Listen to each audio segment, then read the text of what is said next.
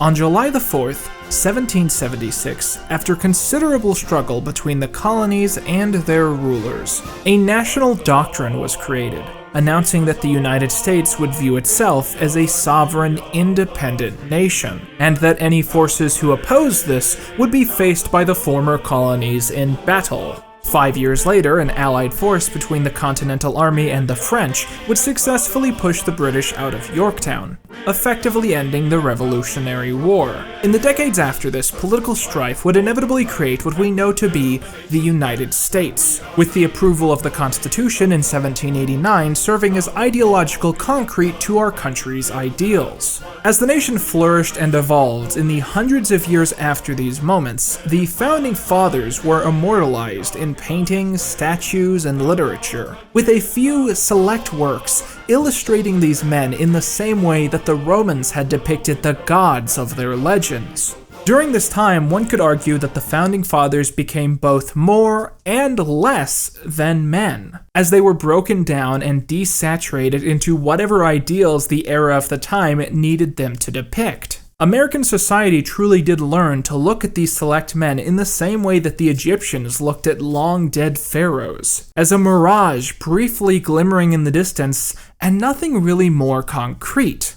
And then, barely less than 200 years after the declaration of our independence, a musical premiered on Broadway which sought to illustrate the Fathers in a light which hadn't often been seen before. The opening number, starring famed sitcom star William Daniels, did not feature a beautiful dedication to our nation's glory or the brilliant minds of the fathers before us, but a squawking mess of angry, fatigued men overwhelmingly complaining about how unbearable the weather is. It's 90 degrees, have mercy, God, please. It's hot as hell in Philadelphia. Someone ought to open up a window. This is quite different from the stoic, candid image we usually see of these men depicted in pop culture, and in a way, the musical manages to make the audience more invested in these played-out proceedings by just being slightly more upfront, personifying much of the Continental Congress as corrupt, and John Adams as one of the most shrewd, obnoxious men to ever have a role in our nation's history. 1776 inspired generations of children to grow up to be, essentially, Founding Father geeks. And one of those geeks, a man named Lin-Manuel Miranda, eventually would come to pen a concept album about the life of Alexander Hamilton, which would then be made into a very famous stage play, which a select few have called one of the greatest pieces of art ever made. Lin-Manuel's obsession with 1776 held so true that Hamilton swiftly avoids stepping on the toes of the former musical, declining to depict any of the events and even choosing not to cast someone to play John Adams because of Miranda's vision of the William Daniels incarnation as the one which exists in his depiction of the story. Oh, yes. Sit down, John, you fat mother!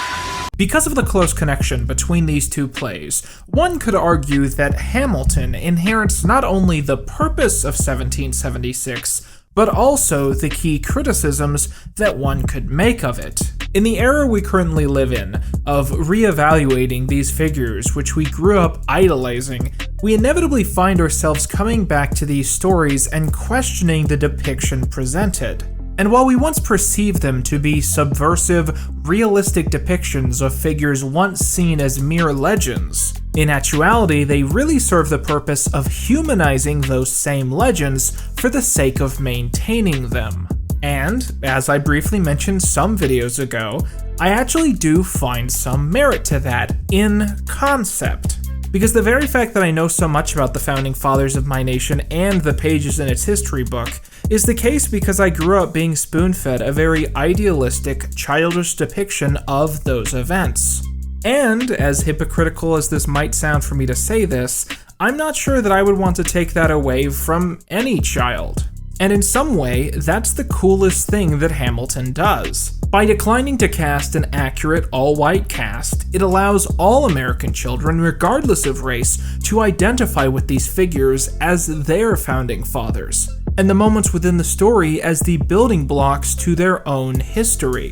But, on the other hand, It's probably not a strong recommendation of the merit of this presentation that my automatic defense is to presume that all viewers are literal toddlers, especially as one of the selling points of Hamilton is its honest depiction of sultry sex scandals and affairs. This is the edgiest thing to be on Disney Plus since Ass Carpet. In the same way that Hamilton's unique casting could be defended as an attempt to impart these stories as the origin of all Americans, it could also be stated to be an excuse to just not talk about certain things that the speakers would rather not bring up. When I was in high school, I was shown a film titled The Help. Now, at the time, The Help had been ceremoniously congratulated for being a fantastic take on 1960s racism, which modern audiences could easily digest. But today it is recognized for being subtly racist for another reason. It declines to allow historical people of color to tell their own story, and instead assigns a white woman the task of doing so for them. General audiences, when asked to hear about periods of time in the past like the 1960s, will always prefer there be some ahistorical, white protagonist who holds the values of today's society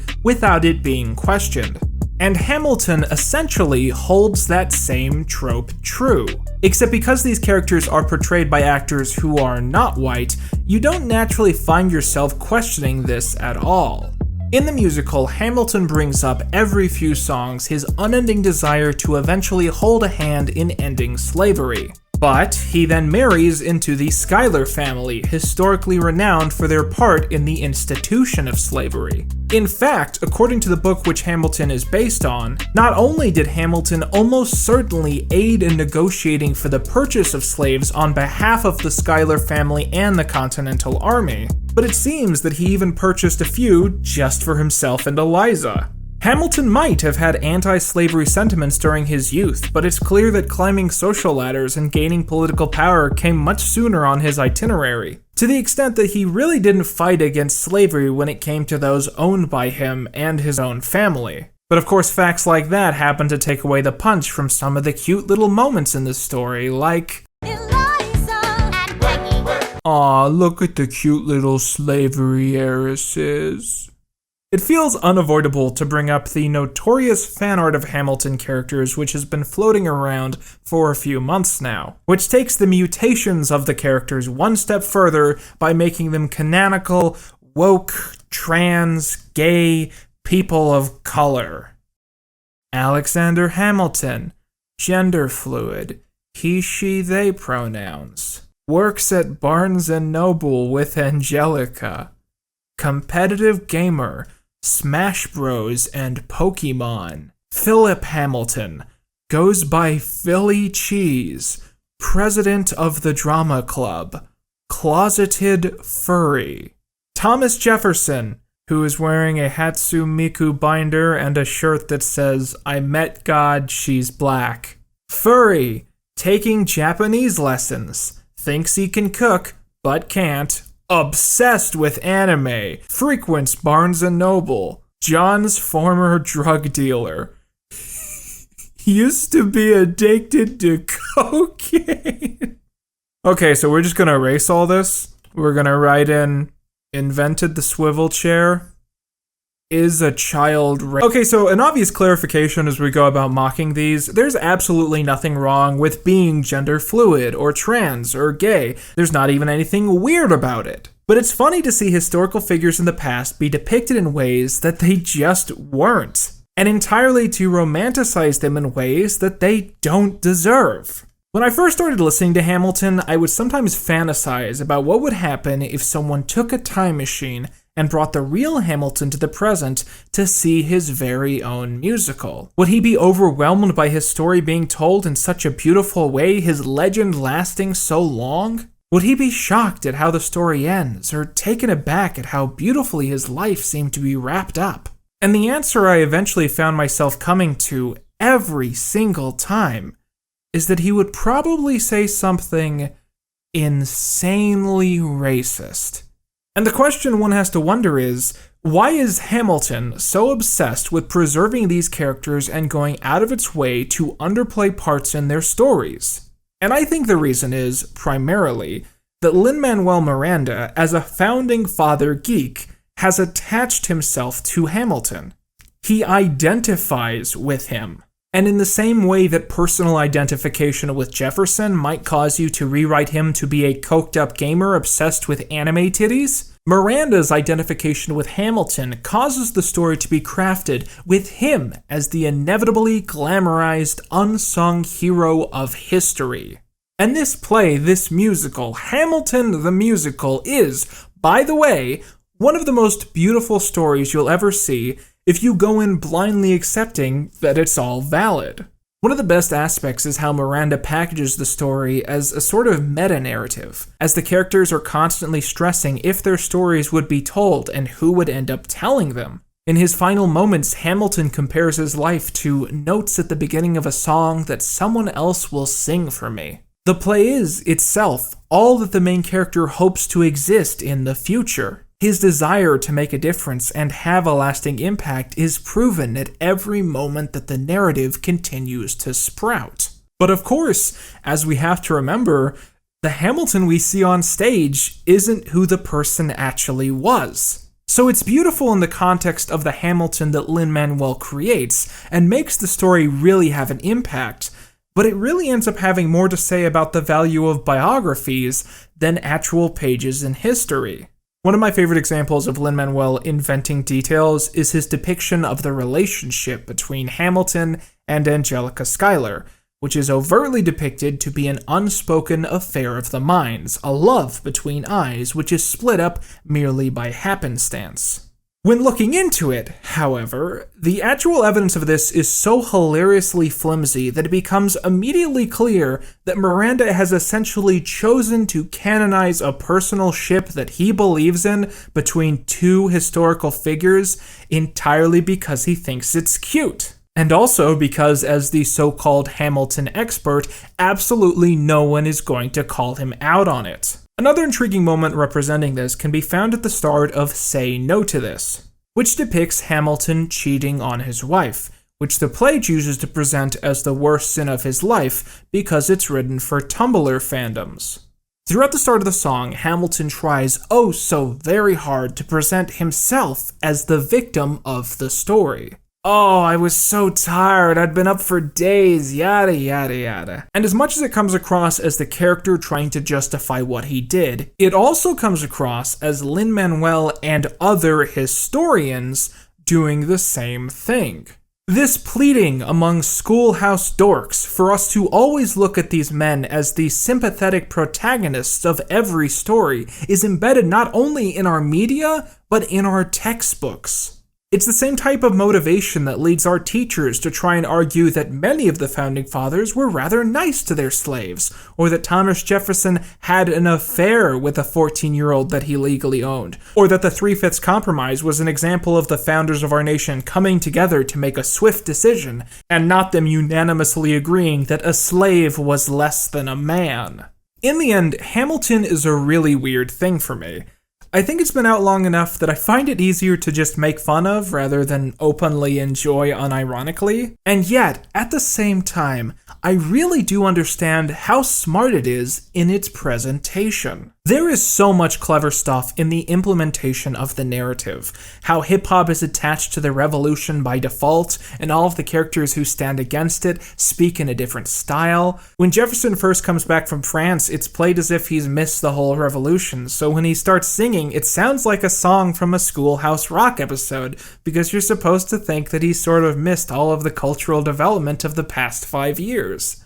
The story works at its core because it's about two people whose lives keep intersecting at important beats until it all ends in disaster. How the different parts of those stories mimic one another through rhymes and reprisals, and how it all comes together in the final act makes it really stand out, and you can easily understand how audiences get hooked on the emotions presented. My pal Scott at NerdSync is working on his own Hamilton video, which is mostly about analyzing the content of the musical outside of if it's accurate or not, and I really suggest checking that out whenever it's done.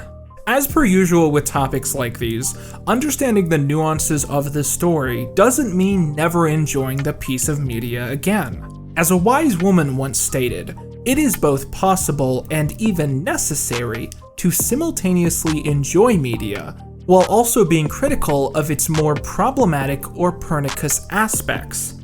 And in cases like Hamilton, it continues to be essential for us to understand the perspectives of everyone involved in telling the story, and to understand where liberties have been taken for better or for worse. And this is something that's not only true with fiction, not only true with adaptations, but just all of written history. We need to learn to question these voices and to normalize identifying key bias when it's clearly at hand. If there was any ultimate, finite thesis statement that I want you to walk away with this with, I guess it would probably be, the SpongeBob musical is better than Hamilton in every conceivable way. Quinton, out! I'm not a loser. I don't secretly hate myself. I'm not singing this to no one. It's not the case that no one cares. I'm not a failure. I don't not have talent. When others see me, they can't see the nobody that isn't there. Welcome to the End Slate. I hope you've had a good time. If you liked this video, be sure to click on that little icon on my face and make sure you're subscribed. And if you want to see more videos, there should be a bunch of those on screen right now. Just click on whatever you want to. Have a good time. With that, I've been Quinton Reviews, and that's all you need.